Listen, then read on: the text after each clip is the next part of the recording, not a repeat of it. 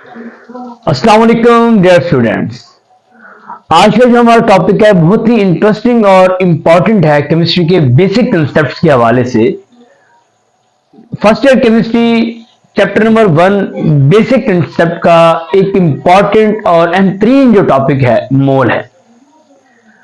अब ये जो अर्ली क्लासेस में इसको पढ़ाया जाता है, 9th क्लास में भी पढ़ाया जाता है इसको, उसका भी पहला चैप्टर है, उसमें मोल टॉपिक है। लेकिन वो बच्चों को समझ नहीं आती, वो डेफिनेशन तैयार कर लेते हैं और मोल मोल करते रहते हैं, कोई खास उसको उसका कंसेप्ट माइंड में नहीं आता कि मोल है क्या। तो मैंने एक कंसेप्ट देने के लिए आपको इंशाल्लाह समझ आएगा, एक वीडियो छोटी सी बना रहा हूँ, तो आपने इसको तवज्जो से देखना है कि मोल है क्या बेसिकली। अब ये जो मोल है ना, बेसिकली ये एक कोई भी हम जैसे कि केमिस्ट्री में आप करते हो केमिकल रिएक्शन, उनमें रिएक्टेंट्स हैं, प्रोडक्ट्स हैं, उनकी अमाउंट को शो कराने के लिए, एक खास अमाउंट को शो कराने के लिए हम मोल का वर्ड यूज करते हैं। जैसे कि हमारी बॉडी का वेट मेजर करते हो आप, किलोग्राम्स में मेजर करते हो। अब जो केमिस्ट्री के केमिकल्स हैं, उनके एलिमेंट्स हैं, उनको शो कराने के लिए, उनकी मेजरमेंट के लिए, उनकी मिकदार को, एक मखसूस मिकदार को ज़ाहिर करने के लिए जो हम एक टर्म यूज करते हैं वो मोल होती है। भाई 1 मोल ऑफ दैट सब्सटेंस, या 3 मोल of water, 5 mole of H2O, या कुछ भी आप ले रहे हो मॉलिक्यूल या आयनिक कंपाउंड या कोई भी एलिमेंट ले रहे हो, आप किस में लोगे, मोल में उसकी मेजरमेंट करोगे। उम्मीद है आपको ये बेसिक थोड़ा समझ आ गया होगा। तो मोल को मैंने कंसेप्ट इसका देने के लिए 3 चीजें बेसिक आपने याद रखनी है। एक, आप फर्स्ट ऑफ ऑल, मैं टेबल बना रहा हूं, आपने इधर टेबल को समझना है। टाइप बहुत ही बेसिक चीज है। उसके बाद मैस, उसके बाद मैं लिखता हूं कन्वर्ट, इसके बाद लिख रहा हूं इक्वल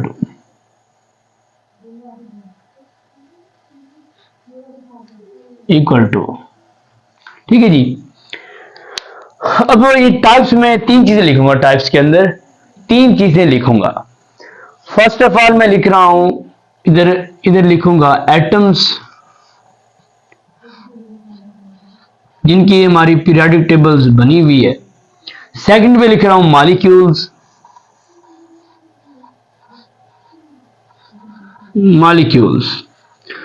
थर्ड पे लिख रहा हूं मैं फार्मूला यूनिट।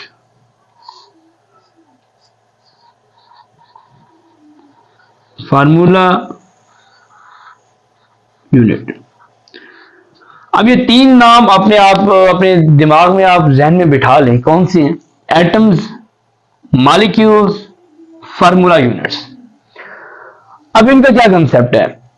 एटम्स हैं तो उनका जो मैस होगा, मैंने आपको लास्ट लेक्चर में भी, जब मैंने आपको रिलेटिव एटॉमिक मैस का लेक्चर आपको दिया था, उसमें मैंने आपको बताया था कि जो हमारे एटम्स हैं, हमारे एलिमेंट्स हैं, इतना छोटे होते हैं जिनको हम ग्राम या किलोग्राम वगैरह के बॉट्स में मेजर नहीं कर सकते।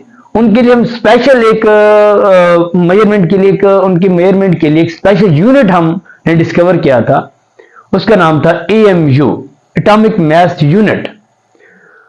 अब हमारे पास एटम है, एक एटम लेता हूं मैं ऑक्सीजन का। अब ये जो ऑक्सीजन है, ऑक्सीजन एटॉमिक फॉर्म में भी एग्जिस्ट करती है और मॉलिक्यूलर फॉर्म में भी एग्जिस्ट करती है।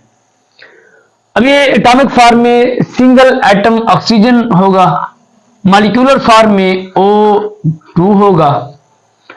अगर मैं एटॉमिक फॉर्म में ऑक्सीजन लूं, मतलब कि सिंगल O एटम सिंगल। अब अगर इसका मैं पीरियोडिक टेबल में जाऊं, पीरियोडिक टेबल हमारी जो है एटॉमिक नंबर की बेस पे उसको अरेंज किया गया है सारे एलिमेंट्स को। उसमें मैं अगर ऑक्सीजन को ढूंढूं तो ऑक्सीजन का जो एटॉमिक मैस हमें यहां से मिलता है वो है 16। अब उस 16 को मैं अगर लिख देता हूं मैस के नीचे और साथ में लिख देता हूं AMU, क्योंकि ये जो सारे एटॉमिक मैसेज हैं एटम्स के, उनको हम AMU की फॉर्म में रिप्रेजेंट करते हैं। उनका यूनिट हमारा जो एटम एलिमेंट्स को की मास को शो करने का, एक्सप्रेस करने का यूनिट है वो AMU है। अब मैंने इसको 16 EMU लिखा। अब 16 EMU क्यों लिखा? क्योंकि सारे एटम्स एलिमेंट्स को EMU में हम एक्सप्रेस करते हैं। अब इस 16 EMU को अगर मैं ग्राम्स में लिखूं, क्योंकि अब EMU को सिंपल हम अगर मेजर करना हो, हम EMU को कैसे मेजर करेंगे? सोचने की बात है ना। अब हमारे पास तो सारे जो वेट बैलेंस हैं वो तो हमारे पास सारे ग्राम्स या मिलीग्राम्स में हमें मेजरमेंट दे रहे हैं। तो हम क्या करेंगे, मैं 16 को 16 ग्राम लिख देता हूं, ठीक है। मैंने 16 ग्राम लिखा, ये इसका मैस है सही। अब ये इसका मैस है। मैंने कोई 1 मोल सब्सटेंस लेनी हो, अब अगर इसको मैं मोल में कन्वर्ट करूं, मैं इसको लिख सकता हूं 1 mole of oxygen, 1 mole of oxygen. Oxygen का एटम लिया, 16 EMU उसका एटॉमिक मास था, मैंने ग्राम में लिख दिया। मैंने इसको कह दिया ये 1 मोल है ऑक्सीजन का, और ऑक्सीजन का है क्या? ये एटम है। अब मैं इधर लिख सकता हूं 1 मोल ऑफ ऑक्सीजन एटम, ठीक है जी, 1 मोल ऑफ ऑक्सीजन एटम। अब मैंने 1 मोल ऑफ ऑक्सीजन एटम लिख दिया 16 ग्राम को, ठीक है। अब जब भी मैंने या किसी केमिस्ट ने, किसी भी हमारा रिसर्चर है, कोई भी है, ऑक्सीजन उसने लेनी हो, वो कैसे लेगा? AMU में कैसे ले सकते हैं? नो।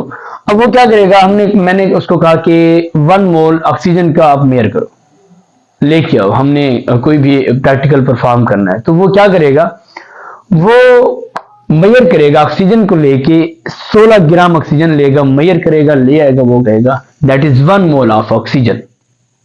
मतलब कि 16 ग्राम जो ऑक्सीजन एटम का है, ऑक्सीजन एटम, वो 1 मोल के बराबर है, सही। अब अगर हम मॉलिक्यूल आ जाए ऑक्सीजन का, तो मॉलिक्यूल में कितने एटम्स हैं? एटम 1 है, मॉलिक्यूल में O2 है, 2 एटम्स हैं। तो हम 2 से मल्टीप्लाई कर लेंगे तो फिर 2 मोल आ जाएगा, 32 ग्राम्स आ जाएंगे, सही। अब अगर इसको, अगर मैंने एटम का मास लिया, तो मैं इसको लिख सकता हूं एटॉमिक मास, इसको लिख सकता हूं एटॉमिक मास, ठीक है जी, लिख सकता हूं ना एटॉमिक मास। एटम का मास है तो मैंने इसको लिखा एटॉमिक मास, ठीक है। अब अगर मॉलिक्यूल्स को देखें, मैं अगर इसको लेता हूं, एक मॉलिक्यूल है वाटर मॉलिक्यूल, इसका जो केमिकल फार्मूला है H2O, सही है। अगर मैं वाटर मॉलिक्यूल लूं, बहुत ही आसान सा है, अगर मॉलिक्यूल लेता हूं, अब देखो, अब ऑक्सीजन जब मैंने लिया, ऑक्सीजन का मैंने जो मास लिया वो पीरियोडिक टेबल से लिया, लेकिन जो वाटर मॉलिक्यूल है उसका जो atomic mass, water molecule periodic table के अंदर तो मौजूद नहीं है, लेकिन जो वाटर मॉलिक्यूल के एटम्स हैं, हाइड्रोजन और ऑक्सीजन, ये पीरियोडिक टेबल के अंदर मौजूद हैं। हमने उनके एटॉमिक मास लेके उनको प्लस कर देना है, तो हमारा वाटर का मॉलिक्यूलर मास, एटॉमिक, हमारा इसका मॉलिक्यूलर मास आ जाएगा, ठीक है। ये मॉलिक्यूल है, मॉलिक्यूल का क्या आएगा? इसका एटॉमिक मास था। अब मॉलिक्यूल्स की अब मेजरमेंट कर रहे हो, इसका क्या आएगा? Molecular mass, okay. क्या आएगा? Molecular mass, okay. बहुत ही आसान सा है, आपने कंसेप्ट लेते जाना है। अब वाटर मॉलिक्यूल है जी, ठीक है।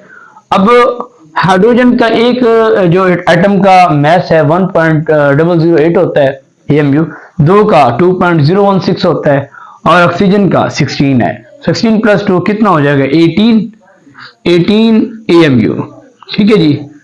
अब 18 AMU वाटर का हमारे पास क्या आ गया? मास आ गया, ठीक है। अब AMU है, मैं इसको मेजर नहीं कर सकता, मैं इसको 18 ग्राम लिख देता हूं, ठीक है, 18 ग्राम। अब मैं कहता हूं कि 18 gram of water is equal to 1 mole of water, ठीक है। 18 gram of water is equal to 1 mole of water, ठीक है। 1 मोल ऑफ वाटर है क्या? वाटर इधर एटम लिखा था, इधर एटम नहीं लिखूंगा, मैंने मॉलिक्यूल को उठाया हुआ है, ये वाटर मॉलिक्यूल है, मैं लिखूंगा 1 मोल ऑफ वाटर मॉलिक्यूल, ठीक है जी। बहुत ही आसान है। अब अब वाटर को जब भी हमने मेजर करना, वाटर किस तरह होते हैं, मॉलिक्यूल की फॉर्म में, एक मॉलिक्यूल पड़ा, दूसरा पड़ा, तीसरा पड़ा, मॉलिक्यूल की फॉर्म में पड़े होते हैं। अब मैंने किसी को कहा कि आपने लेना है जाके 2 मोल ऑफ वाटर मॉलिक्यूल लेना है, 2 मोल्स ऑफ वाटर मॉलिक्यूल को मेजर करके आओ।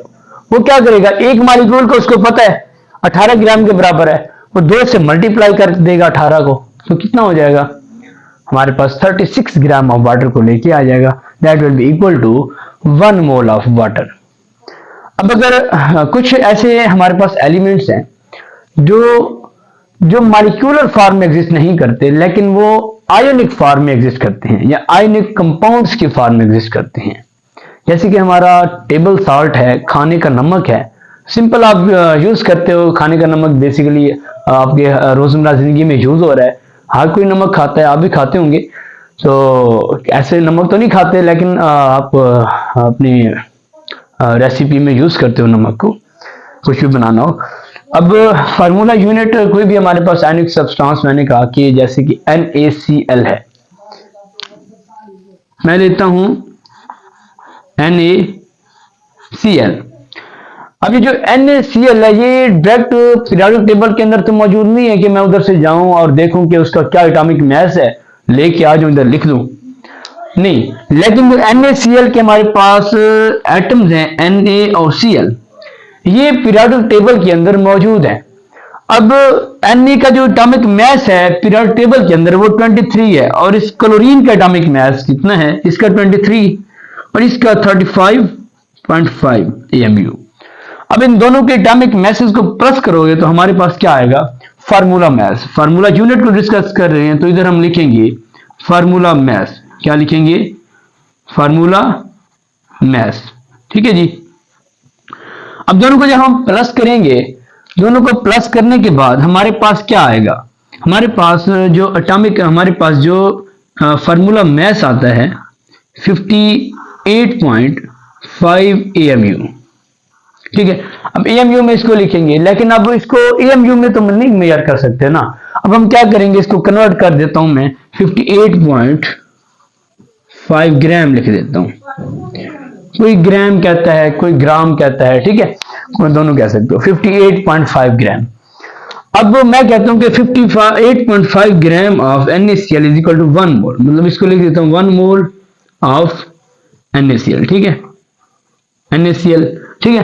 अब 1 मोल को मैं कहता हूं NaCl का अगर 1 मोल किसी ने लेना है तो वो लेबोरेटरी में जाए और NaCl के 58.5 ग्राम को मेजर करके ले आए, ठीक है। 1 मोल मैंने एक मतलब एक वो बॉट उनको प्रोवाइड कर दिया, किसी भी केमिकल जो हमारी पीरियोडिक टेबल के अंदर मौजूद है उसको मेजर करने के लिए, सही। अब NaCl को मेजर कर, मैंने कहा कि 10 मोल ऑफ NaCl चाहिए मुझे। वो क्या करेगा, 1 मोल की मेजरमेंट करेगा कि 1 मोल ऑफ NaCl कितने ग्राम के बराबर है, 58.5 ग्राम। वो 10 से मल्टीप्लाई कर देगा और जो आंसर आएगा उतने ग्राम वो वेट से मेजर करके वो ले आएगा। सिंपल से इसका तरीका है। अब इधर मैंने एटम लिखा, एटम का मास था, मॉलिक्यूल लिखा, मॉलिक्यूल का मास था। अब इधर मैं क्या लिखूंगा, फार्मूला यूनिट है, फार्मूला मास है, तो मैं लिखूंगा आयोनिक कंपाउंड, क्योंकि ये आयोनिक कंपाउंड्स हैं, तो आयोनिक कंपाउंड्स। उम्मीद है आपको ये समझ आ गया होगा, बहुत ही आसान सा टॉपिक है, ठीक है। अब वाटर के मैंने मॉलिक्यूल आपको इधर बताया, ठीक है, लेकिन एक मैं आपको होमवर्क दे रहा हूं, बहुत ही सिंपल सा छोटा सा होमवर्क है कि CO2 मॉलिक्यूल है, वो गैस है, ठीक है, वो भी मॉलिक्यूलर फॉर्म में एग्जिस्ट करती है। आपने क्या करना है, उसका आपने मुझे बताना है कि 1 मोल कितने ग्राम के बराबर है। छोटा सा होमवर्क है कि ये जो हमारे पास, इधर लिख देता हूं आपको कि जो हमारे पास CO2 है, CO2 का जो मॉलिक्यूल है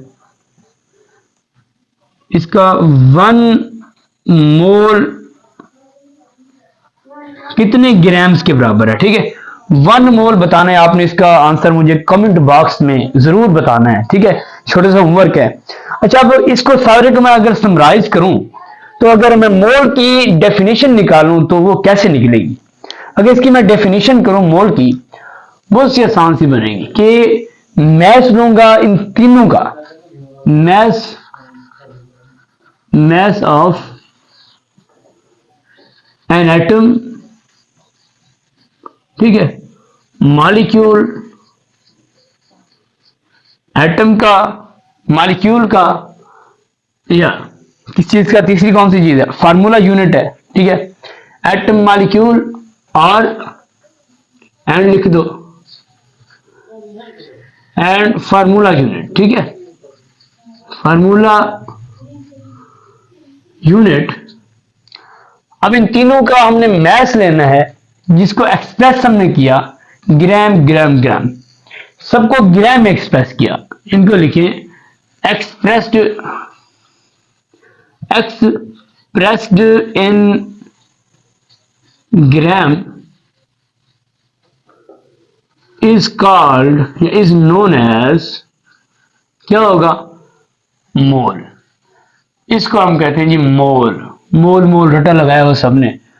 उम्मीद है आपको ये समझ आ गया होगा। ठीक है, हमने किसी भी एटम का एटॉमिक मास, मॉलिक्यूल का मॉलिक्यूलर मास, आयनिक कंपाउंड का आपने फार्मूला यूनिट मास या फार्मूला मास लेना है। ठीक है, आयन का आयोनिक मास, सबको आप जब ग्राम में एक्सप्रेस करोगे, ग्राम में लिखोगे, उसको हम कहेंगे दैट इज 1 मोल। ठीक है, यह मोल उसकी डेफिनेशन है। छोटा सा टॉपिक था, उम्मीद है आपको ये बहुत अच्छे से समझ आ गया होगा। अब इस मोल का जो सारा आगे इसकी एप्लीकेशन है, कहां कहां पे यूज हो रहा है, ये हमारे जो स्टोइकियोमेट्री आगे पढ़ोगे उसके टॉपिक के अंदर ये इसका बहुत ही इंपॉर्टेंट रोल है। आगे भी फर्दर आपकी जो कैलकुलेशन करते हो किसी भी केमिकल रिएक्शन के अंदर, उसमें जो मोल है, मोल का बहुत ही अहम रोल है। तो आज का लेक्चर इतना इनफ है, इंशाल्लाह नेक्स्ट लेक्चर में मिलते हैं स्टोइकियोमेट्री के साथ। आज के लिए अल्लाह हाफिज।